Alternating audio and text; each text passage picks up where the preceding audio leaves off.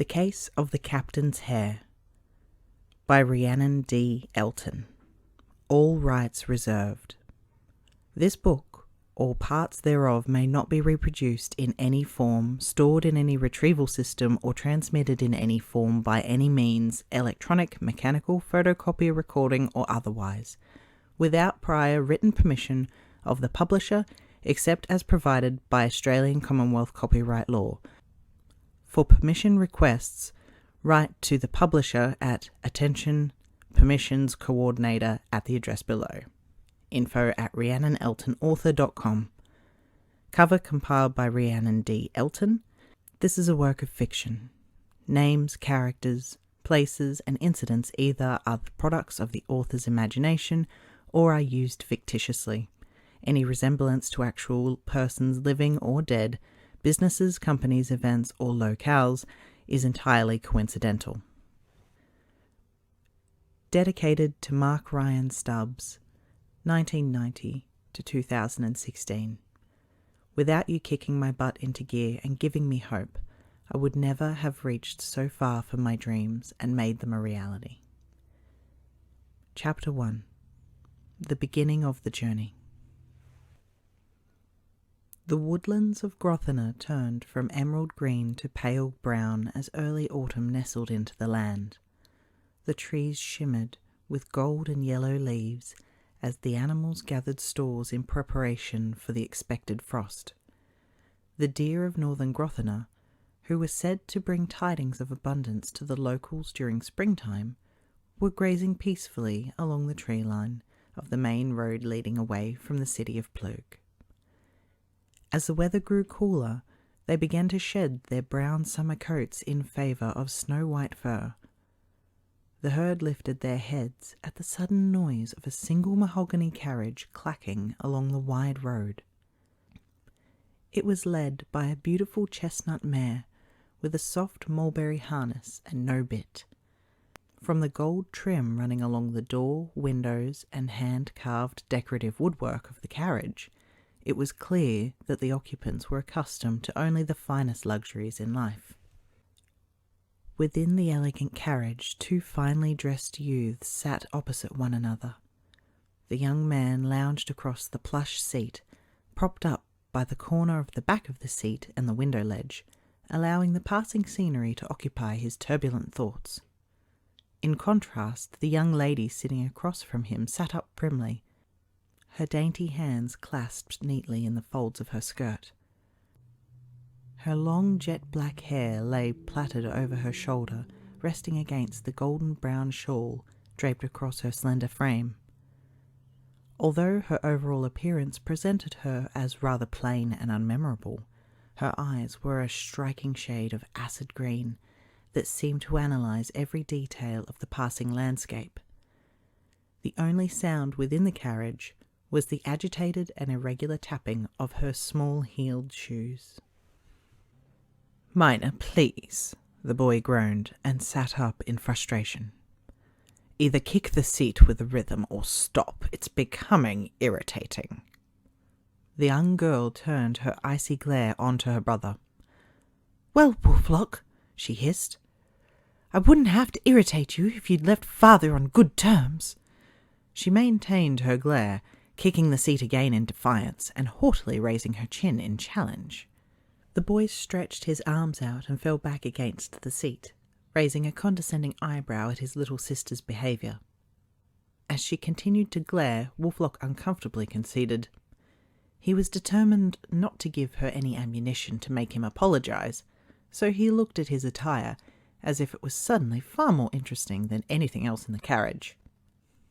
He brushed his nails against his black vest, careful to avoid the swirling, embroidered silver thread, then thumbed the cufflinks at the end of his formal buttoned shirt. Catching his sister's goading eye again, Wolflock sighed and crossed his legs, resting his hand against the knee of his black slacks. He realized that as long as she thought she had won, she may allow the rest of the journey to the ship to be in peace. After a few moments, he lifted his gaze to meet hers in fond exasperation. Seeing her expression marginally soften, he smiled in return, and turned his gaze back out of the window, glimpsing his handsome reflection. His piercing blue eyes shone with cold intelligence, and his long black hair was slicked back, just scraping the top of his shoulders. It was a little long for Plusian fashion, but he didn't care. He didn't much care what anyone thought, at least no one from Plug. For city folk, he found them all to be simple-minded socialites whose lack of enthusiasm for intellectual pursuits were beneath his attention. Hence his eagerness to escape the city and begin his studies at the prestigious Mystentine University. The university itself was renowned through Puinteyle for being the most advanced in the areas of magic, medicine, and chemical sciences. Please write to Father when you can. He will worry about your well-being. He went to a great deal of expense to organize this trip for you on such short notice, and I'll write whenever the news is interesting. Wolflock huffed. When he's calmed down, I'm sure he will be happy to receive my letters, after you've filtered them, of course. Mina puffed out her cheeks crankily. I wouldn't have to filter them if I knew you wouldn't try and sneak in unnecessary passive-aggressive comments. He's under enough stress trying to resolve the drama you've left us with. I see no drama. All I did was show the mayor's son to be immoral and unworthy of succeeding his mother after her term. You told the whole town at the Samhain festival on the mayor's birthday, and then proceeded to inform his 5 partners of one another. I thought they already knew. The signs were as plain as day. He was always arriving at public meetings with a distinctly brown shade of lipstick that could be noted on the mouths and necks of his male and female partners. That should have been the first giveaway, and his obvious lack of public affection should have been the second. How could anyone but you have known, brother mine? His romantic business is his own, and you had no right to publicly shame him for it. There was also the underhanded dealings with the Thorn family. His sudden increase in wealth, as shown by his expensive new shoes and gaudy jewels. Had he been in office, it would have been the Thorn family running Plug, and not the actual government office. I did the town a favour. You'll never understand the game of politics. Events like this need to be handled with diplomacy. She shook her head and conceded the argument with a fond smile. This is why I must rewrite your letters to Father. Regardless, I am grateful to finally make this journey. It was a blessing to find out that the university was taking new applicants with just enough time for me to get there. Otherwise, I fear Father would have sent me to stay with Aunt Lionel in Call. Wolflock, Mina rolled her eyes and shook her head. You would still find trouble even in Call, my brother. You crave it with every fibre of your being. That's hardly fair, Mina. I'd rather say that trouble craves me. Well, I hope your journey is neither too boring nor too dramatic, for neither would be good for Father's health. It's still a shame you brought nothing to read, and only your journal to write in, even after I offered you the contents of my library. And how would you have proposed that I carry any of your gigantic tomes, Mina? No, it is far more practical to leave such things behind and consider what lays ahead. Besides, there should be at least 20 people on the ship that I can study. He allowed a tiny smile to creep onto his lips. Well, it's the thought that counts, is it not? Mina smirked at the familiar joke between them. Aye, which is why you should have thought. They both snickered at their inside joke. This is exactly why you won't make any friends. You rebuke anyone trying to do you a kind turn if it doesn't suit your specific tastes. The same as always, my dear Wolflock, Mina sighed theatrically. The siblings shared a knowing smile, then resumed their earlier observation of the world outside of the carriage window, with the tension finally dispersed.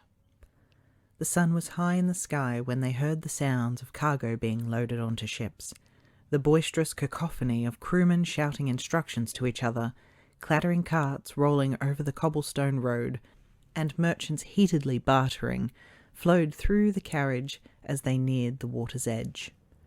Around them, children ran between workers playing with colourful whirligigs and chasing down the cawing seagulls, their laughter intermittent with the splash of the water along the wharf piles. Zeebrugge was the nearest dock to Plug, and while it was not the largest in Puinteyle, it was convenient for those wishing to travel either north or south along the river. It was easy to spot the ship Wolflock intended to board. The silver ice hare stood out against the other smaller, less ornate ships. It was a beautiful pale grey, trimmed and painted with silver, and sported 2 great metal wings. Wolflock had chosen this ship in particular for its speed. These silver wings granted the ship the ability to travel over the Silver Lake during winter, preventing it from being stalled by the thick ice. Mina leaned out of the carriage window to catch a better look at the magnificent ship as they approached, a smile dancing across her lips. "I wish I could come with you," she chimed happily, "but Ginnia would be heartbroken. You know how she hates to be apart from me." "Perhaps you could both come and visit me sometime." Wolflock took a breath and steeled his nerves, rising from his seat when the carriage pulled to a halt. This was it. This was his first venture so far from home alone. He was taking real steps away from his hometown, the town he hated. Real steps towards his independence. He stepped down from the carriage and let the sun warm his pale face. He slung his satchel over his shoulder as the footman collected his trunk and passed it on to one of the dock workers to be taken on board. "Do you think Father would let us come?" Mina asked cheerily and elegantly descended beside him.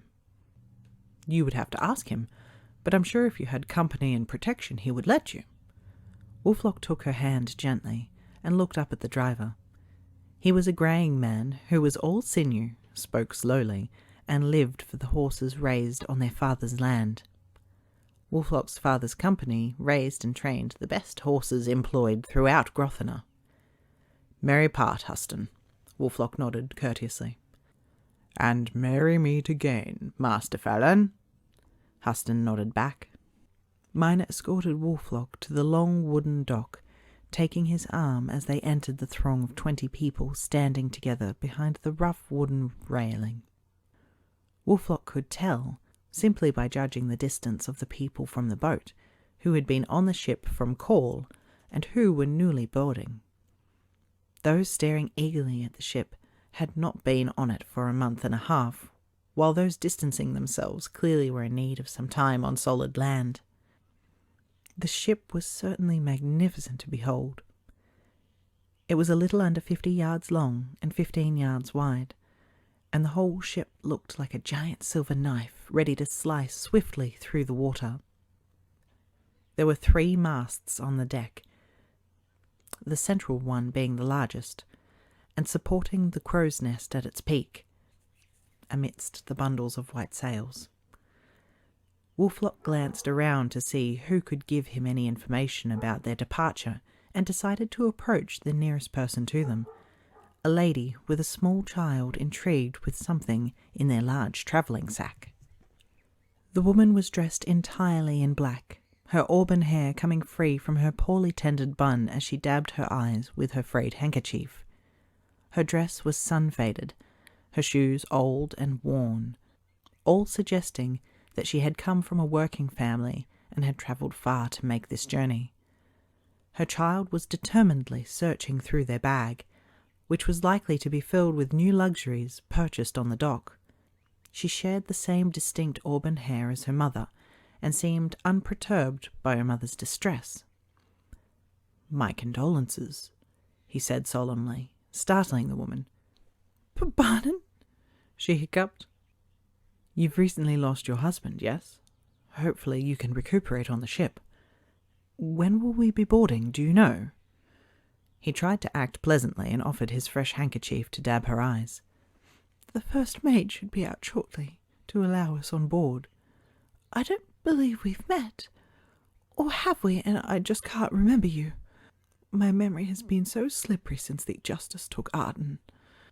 I was so thankful it took him quickly. He was a good man." Wolflock frowned and looked to Mina, who was watching the child with curiosity. The Justice was a plague in the West that caused the victim to fall into a delirious state where they felt the impact of all the pain that they had caused in their lives. You could only pray that your loved one died with haste and that their punishment would be short-lived. There was no known cure. "I'm sure he was a good man," Wolflock replied, feeling awkward that she had replied by telling him about her husband rather than surprised that he'd guessed correctly. Thankfully, the exchange was cut short by a tall man with long greying hair thumping his fist on the railing. He looked down with a frosty glare. "Merry meet all," he shouted, not so merrily. "Welcome to the Silver Ice Hare. I am First Mate Slavidus Encore for those who are joining us. I ask that all previous passengers board first and enter your room so the new passengers can locate cabins that are not occupied. Mark off your names as you board." He held up a thick red book as 2/3 of their company shuffled back onto the ship, placing a cross next to their name in the register as they boarded. Wolflock's stomach began to flutter a little as he realized that he was about to embark on the biggest journey of his life. He was leaving behind all that was familiar to him and being thrust into a new world. He wouldn't have his father or Plug to restrict him. He could finally reach his highest potential. His stomach jolted again as the first mate called out the first name of the 5 people remaining on the dock. He was suddenly oblivious to the people around him, caught in his own immediate senses and thoughts, to the people around him, caught in his own immediate senses and thoughts. As if she could feel his anxiety, Mina interlocked her fingers with his and hugged his arm as the man calling the names asked for the second person on the list. Wolflock clenched his jaw and steeled himself, then hugged his sister tightly. As much as they fought, he still loved her, and he would always be there for her. What if this was it? What if he never saw them again? His final words had been in anger to his father. "Tell father that I love him, and I will miss him," he said sternly, as he hugged her hard to his chest, feeling her nod of assent. He held her upper arms as he heard his name being called. "And know that I love you too, and I await your visit as soon as possible." "I will make preparations shortly, my brother," she sniffed, and he could feel her trembling. Wolflock gave Mina a reassuring smile as he released her and ascended the ramp onto the ship with his head held high. As he reached the deck, he had a moment to see the man calling out the names up close. He was tall, muscular, and tanned from living on the ship, but his face was etched with aggravated exhaustion. Wolflock briefly wondered what had caused it, but as Slavidus called the next 2 people up, a pair of burly sailors ushered him under the deck. He turned one last time before descending and waved to Mina, who beamed up at him and waved her handkerchief in farewell.